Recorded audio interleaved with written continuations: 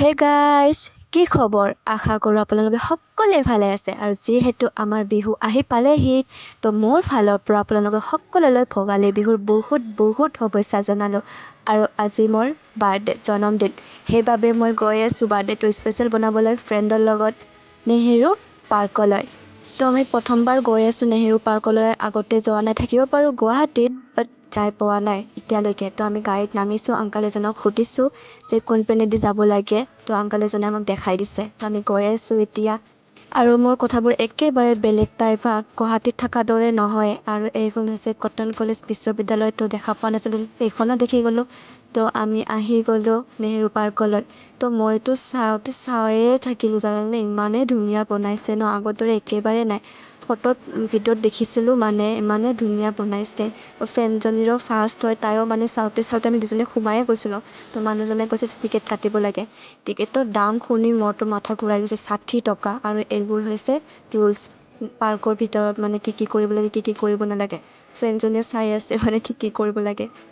আমাৰ টিকেট কটা হৈ গ'ল। তো আহা আমি ভিতৰলৈ যাওঁ, কেনেকুৱা কি টাইপ। তো আমি আহি কিনে কি দেখিলোঁ, চাৰিওফালে সেউজীয়া ইমান ধুনীয়া পৰিৱেশ ন, বহুত শান্তিৰ জেগা হয়। তো আপোনালোকে কোনোবা যদি অহা নাই তো আহি চাবা, বহুতেই ধুনীয়া বনাইছে, বহুতেই ধুনীয়া।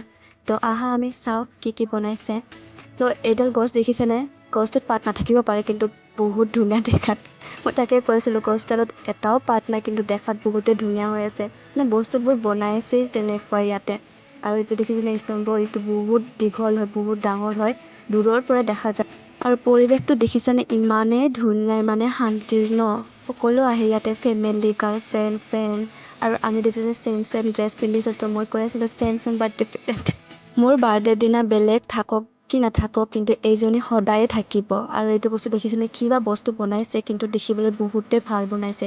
তো এতিয়া আমি গৈ আছোঁ খাবলৈ, কিন্তু দাম শুনি তাৰ পৰা পলাইছোঁ আমি।